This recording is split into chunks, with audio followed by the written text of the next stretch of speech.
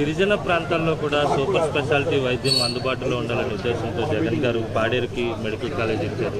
ఇటువంటి కాలేజీలను కూడా ప్రైవేటు పరం చేయాలని చూస్తుంది ప్రభుత్వం.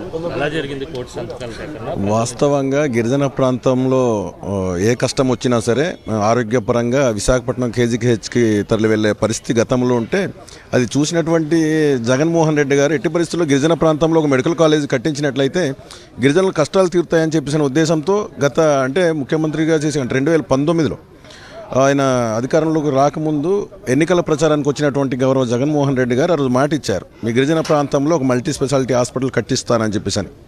ఇచ్చిన మాట ప్రకారం మెడికల్ కాలేజ్ 500 కోట్ల రూపాయలతో నిర్మాణం చేపడితే ఆ మెడికల్ కాలేజీలంతా కూడా పీపీపీ విధానంలో ఈరోజు ప్రైవేట్ పరం చేస్తామంటే ఊరుకోవడానికి ఎవరు కూడా సిద్ధంగా లేము. గిరిజన ప్రాంతంలో మరీ ముఖ్యంగా ఏదైతే ఈ కోటి సంతకాలు సేకరణ చేపట్టిన తర్వాత మా అరకు పాడేరు 2 నియోజకవర్గాల్లో సుమారుగా 1,10,000 సంతకాలు సేకరించడం జరిగింది. అంటే ప్రజలందరూ కూడా స్వచ్ఛందంగా ఈ సంతకాలు చేసి మాకు ఇవ్వడం జరిగింది.